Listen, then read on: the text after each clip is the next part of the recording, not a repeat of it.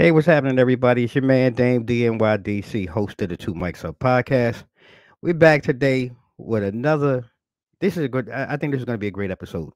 We're living in a day and age where so many of us are working from home. We're having our Zoom meetings online. Many of us have maybe joined different business networks or different type of working opportunities, and you're talking virtually, or you might even for some gamers.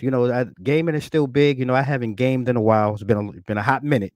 But even the gaming industry has taken this virtual reality and opportunity to speak and talk to others to a whole nother level. Well, the reason why I mention all of that is because today's guest has really found a niche where I think is really needed as we continue to move forward.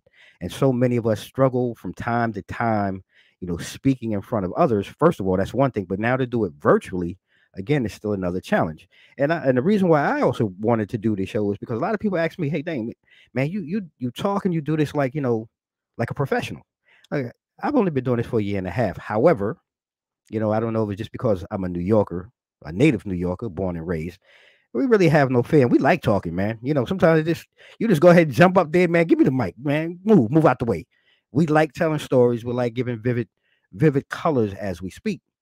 So today's guest, because I've been talking and I know I've been teasing y'all long enough, I'm gonna go ahead and bring today's guest to the screen. And I'm gonna go ahead and let him introduce himself and let him talk a little bit about who he is. Brenden, thank you for taking time out, man. And I think I teased long enough, but talk to our listeners and our audience, man, about who Brenden is and a little bit about MasterTalk. Yeah, absolutely, D. Such a pleasure to be on, brother. Thanks so much for having me. So yeah, my name's Brenden Kumarasamy. I'm the founder of MasterTalk. MasterTalk is a YouTube channel I started many years ago to help the world master the art of communication and public speaking. And then later on, as I started making these YouTube videos, it later turned into a coaching practice where I train a lot of CEOs and executives on how to communicate their ideas to the world. So yeah, great Mm. to be here, D. Thanks for having me. Oh man, I'm really excited, Brenden, because there's so much of that. Like I said, we moved into this digital world where so many people now are communicating, virtually. And prior to the pandemic, I know that there was a fear a lot of times for people, standing up before a crowd, whether it be a group of coworkers, family members, friends. It was a struggle. And I just want to know, one, before we dive even further, Brenden, where did you, I say this lovingly, but where did you learn how to speak and communicate? Yeah, absolutely. So what happened, as you can probably tell, I'm not the oldest person you've had on your show, D. So what happened with me was when I was in university, I went to a business school and I did these things called case competitions. Hmm. Think of it like professional sports, but for nerds. Okay. So all the guys my age are playing, basketball or rugby or baseball, clear things that I'm not equipped to do, as you can tell by looking at me. I was doing cases where I Okay. was doing presentations competitively, and Mm. that's how I learned how to speak. And these presentations are vicious. Think of it like the NBA Hmm. of presentations. Okay. So that was the level we were playing at. We would compete against students all across the world on how to present. And that's how Wow. I learned. But I also learned how to coach other people on how to speak because a lot of these students were entering the program, but we didn't have a communication coach. So I kind of just gave Ah, myself the role and I just started coaching them. But I really didn't know what I was doing back then. nice.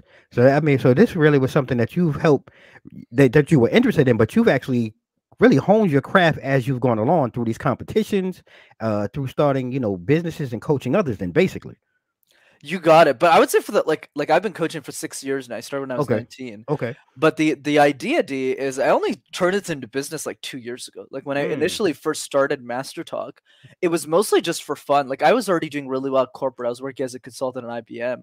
So I was Hmm. already doing well financially. The Okay. reason why I started the YouTube channel is because, well, the information on how to speak Mm. out in the world, well, sucked. It's everywhere. Probably It's just so so bad. and so diverse, and probably not really enough meat to really explain to people. And I watched your channel. What I do like though, and I want to say, you sometimes simple is best, and the way you deliver comes across very easy, very simple for people to use. How did you even develop that craft? Like, where did you find that? From what you saw and what you've heard and what you've been around, like, how did you develop your craft and your story for your channel? Yeah, so it's a great question, D. The way that I've always seen it is repetition is everything, but Mm, repetition output allows you to figure out your own style. So just mhm, to be transparent, when I started the YouTube channel, I was a great speaker already, but mhm. I sucked on camera. Like I literally started right over there on my mom's couch, Okay. like 3 years ago on the phone. Obviously, now I'm sure you've seen the YouTube channel. We have a Yep. production team and everything. Right. But when I started, I was just on my camera, and it sounded something more like this. Hi guys, I'm Right. Brenden. But then over time, as I'm practicing, so I probably practiced hundreds of times on camera, and then I developed that personality. But another piece that's important as well is all of my YouTube videos are scripted. So there's no Mm, teleprompter. I don't like tellies. But what I do is I write it out in full so I don't lose my train of thought when I'm mhm. communicating an idea. Mm.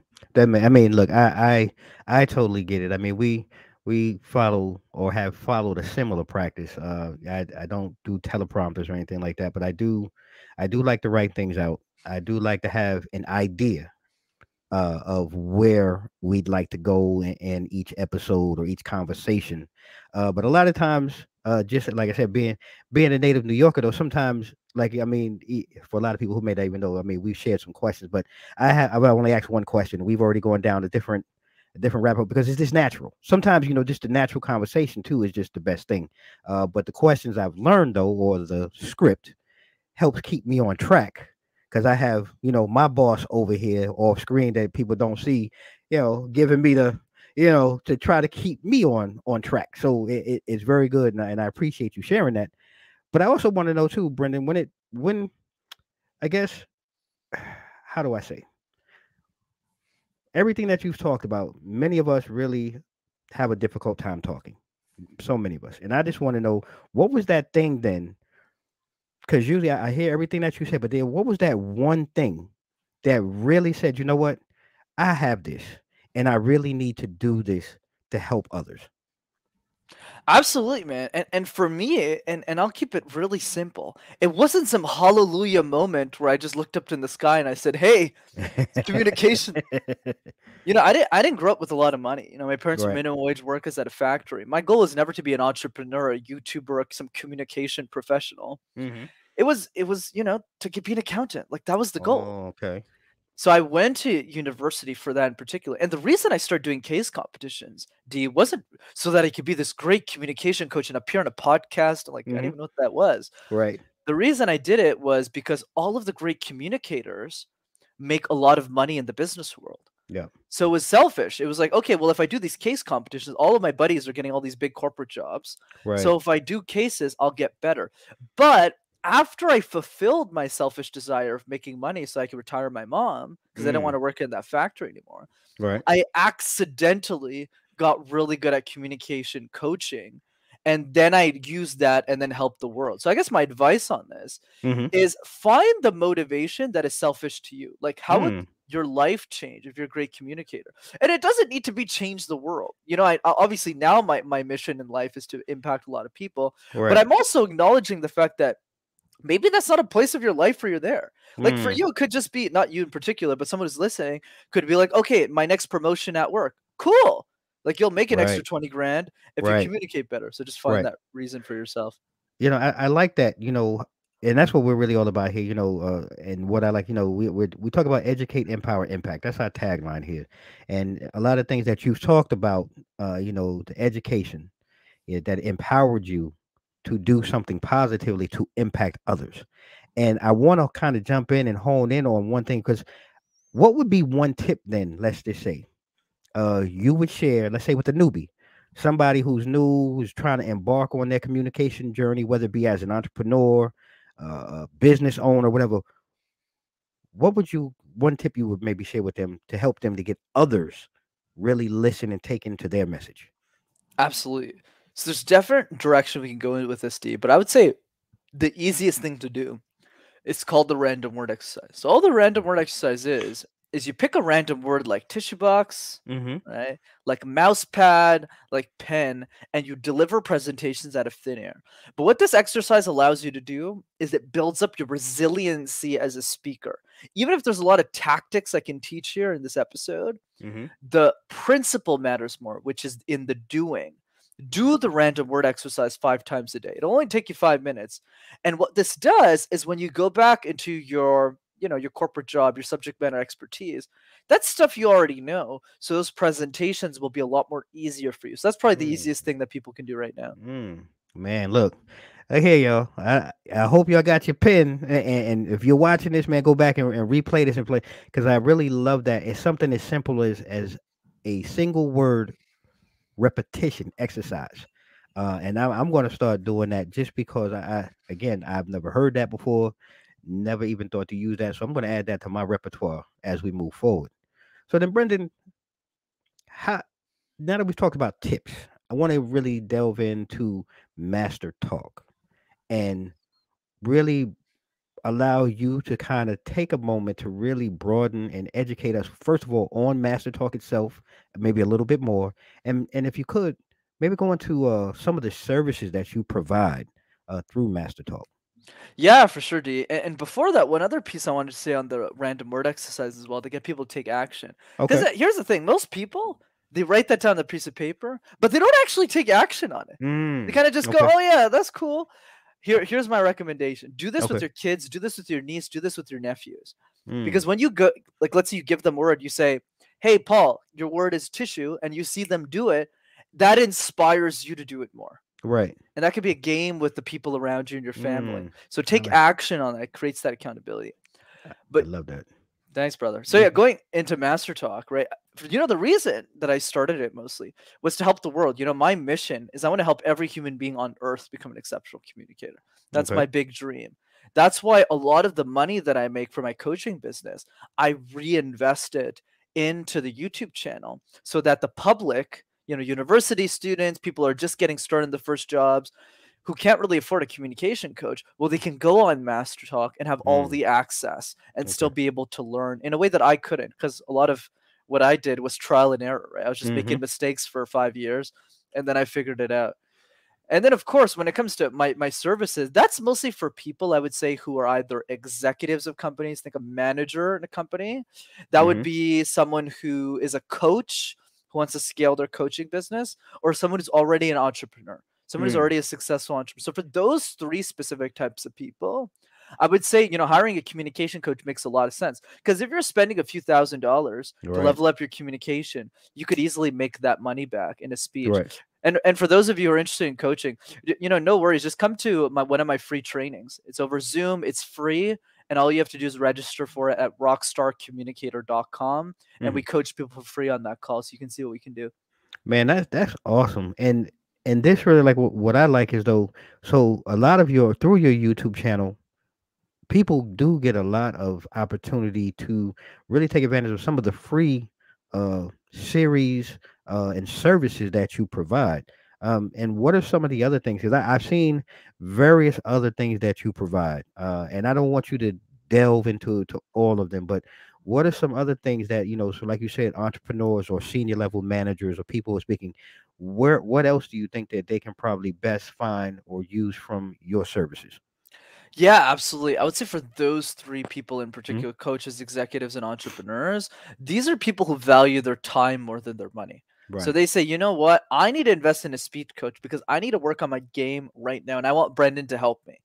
So Okay. for those people, I would say definitely, as you check out that free training, you'll learn a lot about communication, because we always offer the same type of service, which is a 12-week group coaching Mm. program. And Wow. then we help executives, entrepreneurs, and CEOs who are all in that group, and Right. we help them all level up their communication skills so they can Mm. become world class. But the other piece I want to add here, D, Okay. is even the people outside of those groups, come to the free training. Just come. It doesn't matter. Right. Right. You're welcome to come. And then if you're not able to make the dates, just check out the YouTube channel and get some free value. That's the Yeah, goal. I love that, man. That's really dope. And I want to clarify, so because I know I just had one of my team here flash up, university.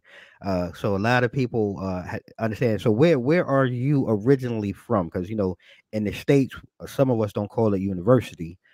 So where are you originally from, and where's your family from, and where did you actually go to your university at? Yeah, for sure, brother. So I go to the States a lot. I was in Miami Hmm. a few weeks ago. I'm going to New Hmm. York in 2 weeks, but I'm based in Montreal, so I'm Okay. Canadian, and Okay. I went to Concordia University in Montreal. That nobody's probably heard of. No, look, I mean, it was a great question. My team play. I just because they were like, university. I said, let me be clear. I wanted you to introduce that. Yes, we are visiting with our Canadian brother today, and he's doing amazing work in his field. And I just felt that this had to be shared with others. So thank you, Brendan. So look, ladies and gentlemen, right now we're coming up to that take a pause for the cause. I want to take a quick moment to thank our sponsors here at Two Mics Up who have continued to be a huge support in our success and our growth. So stay tuned. We'll be right back after the break.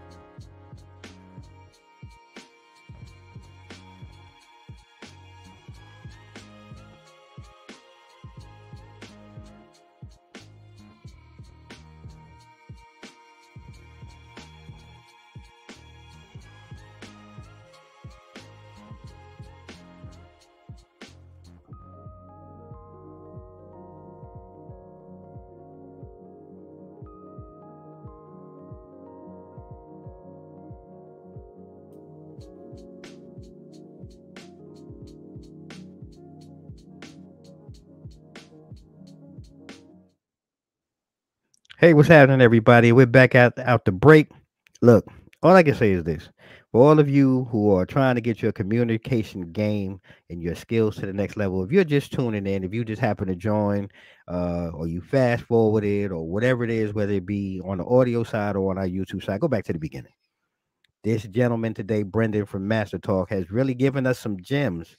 And you guys who really want to take your skill set to the next level, you need to go back and listen, man, and really go follow this brother and really tune into his YouTube channel and the work that he's doing. I think it's phenomenal. And again, Brendan, thank you. So I want to continue and dive a little bit deeper. Um, how do you create experiences that really can be long lasting through public speaking? Because that's really a lot of time when you're speaking, you want to create connections that are long lasting. How do you go about doing that when you speak? Yeah, thanks for the kind words, D. Really appreciate it. Great question. So the way that I think about this is fairly simple. I always like keeping things simple.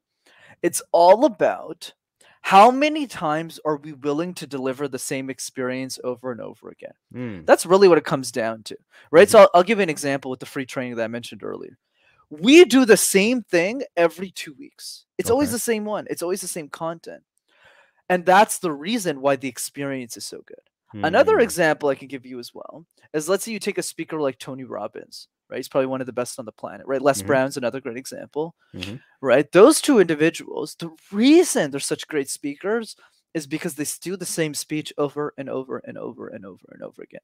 Mm, And the reason why that leads to better experiences, because most of us, when we present, the problem is always content. If you're always switching presentations, you're worried about the content, not the delivery of that content. mm, You're just mm. going, what am I supposed to say?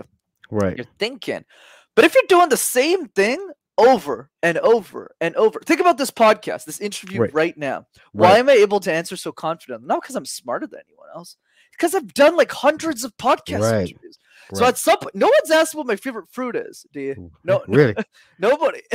Okay. Well, we're gonna change that up today. We're gonna find out some stuff before we go there. Now we're gonna switch it up. Go ahead. But right, so that's the Right. thing, right? Right. No one's gonna ask me, hey, brother, what's your favorite color? Look, it Right. doesn't serve the audience. Right. So they Right. always ask me communication tips. It's always my story. It's Hmm. always what can people take away? How can we communicate better? But when you get asked the same question hundreds of times, It's true.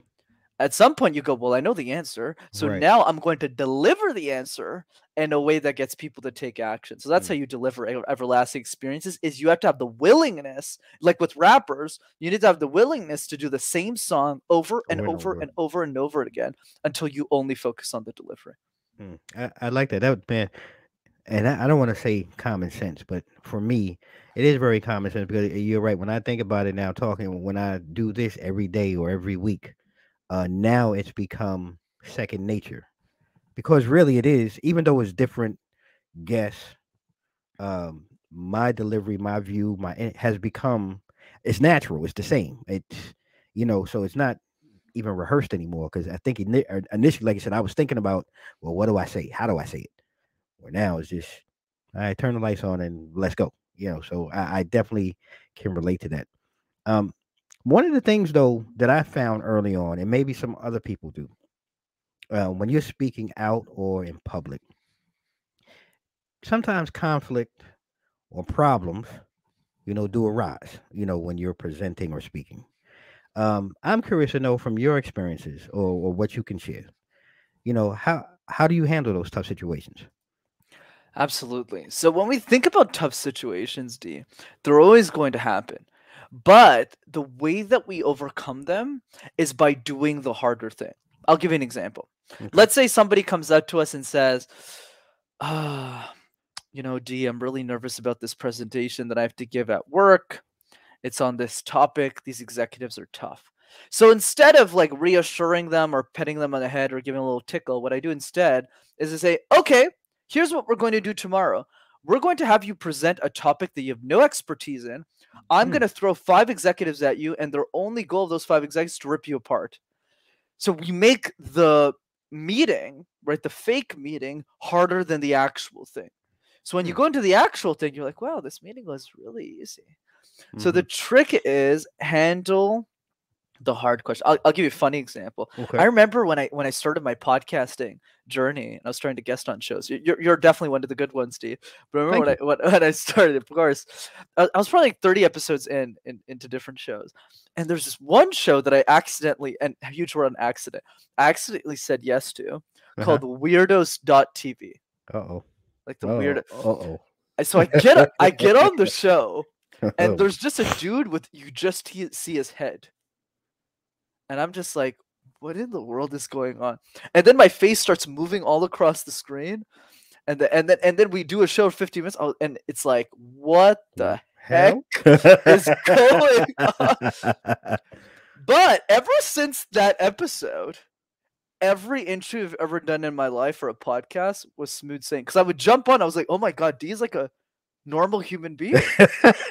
My god, he actually Yeah. knows that interviewing Yeah, people. This yeah. is going to be easy. Wow, that's That's crazy. Yeah, yeah. it's amazing the things that you run into, and I just love, how you channel and share that story because I've had somewhere I've appeared on that I was like, yeah, I might have to start vetting these show requests a little bit more because yeah, it's some weird ones out there for real. Um, Speaking of fear and problems and when you're presenting, I think the number one thing, and you tell me if I'm wrong, that when you talk to people is fear. The fear of the room, the fear of the space or the topic, whatever. What do you say? Because I love the story that you just told about making it tough. Because I was brought up with the theory that you always attack the thing that you find the most difficult. Because once you Mm, accomplish that or attack that thing, everything else behind it becomes easy. I was raised that and I still live my life that way. So when it comes to fear, what is a tip or something that you do when you're working, let's say one on one with a client to help them overcome their fear of public speaking? absolutely, do love that, and I love the tough skin idea too, right? It's always important for us to show up in that way. The Right. other piece I would give, I'd love to share an analogy. So let's say Okay. we think of a boxing match, right? Okay. So one side of the ring is the fear, and the other side of the ring, let's say the other corner, is the message. Hmm. So the goal when your message and your fear meet in the middle Mm-hmm. is not for the fear to disappear. This is a problem most of us face, D. We kind of say, oh, I need to get rid of the fear. Mm-hmm. No, no, no, no, no. The fear never goes away. Let me give you the perfect example. Okay. Let's say we're having lunch in New York, and somebody calls me and says, you know what, Brenden, I need you to coach Elon Musk tonight. Would I shit my pants? Probably. Yeah. Right. I was like, well, first of all, I'd probably think it was a joke, and then Right. if I knew they were serious, I'd shit my pants.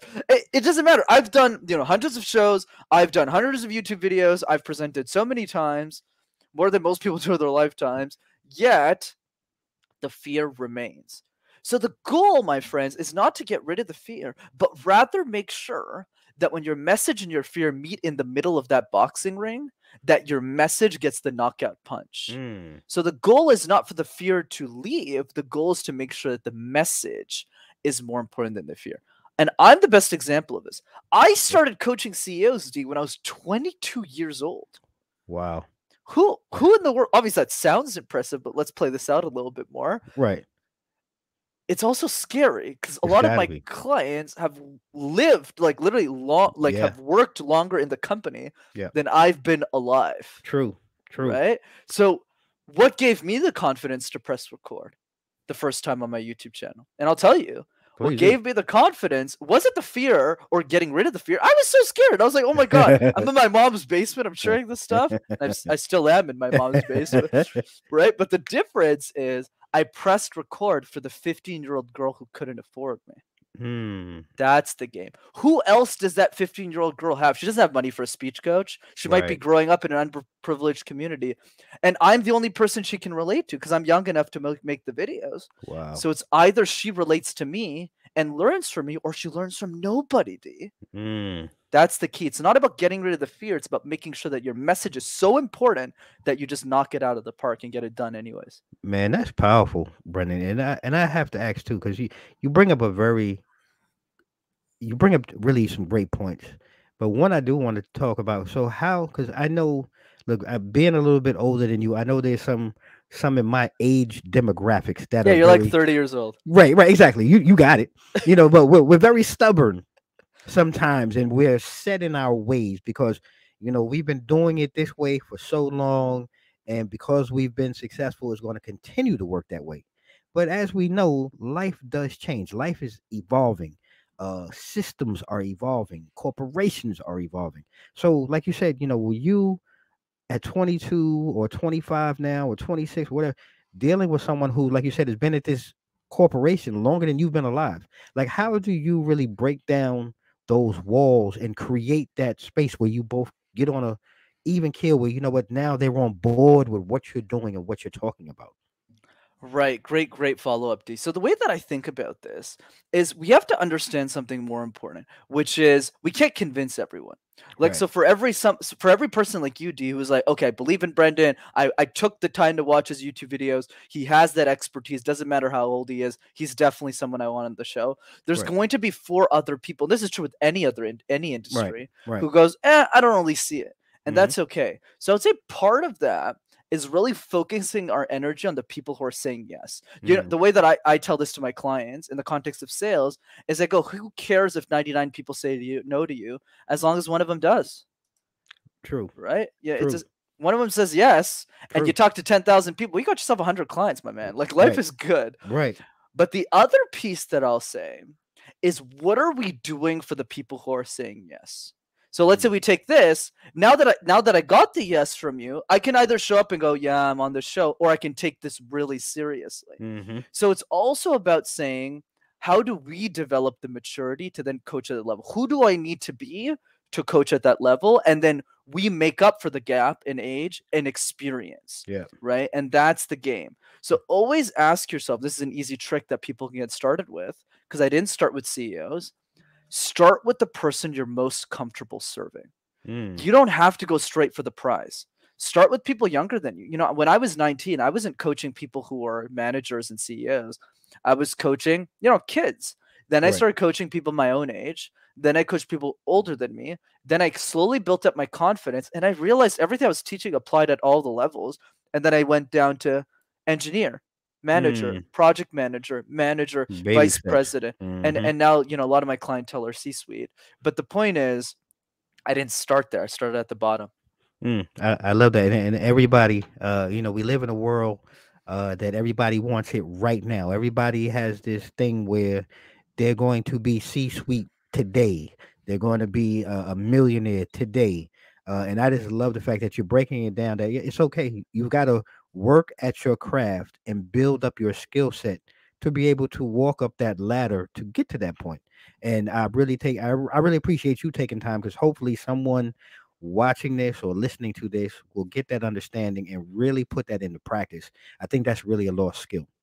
Um, and I say that because then, we're talking about how you started, but are there any recommended books or trainings that maybe you can share for a new entrepreneur or business owner to use to create or work on their communication skills and do exactly what we talked about? Start with that friend and then work their way up. Yeah, absolutely. There's one book I always like to share on podcasts just because I think it's super underrated, and it's a book called Thirst by Scott Harrison.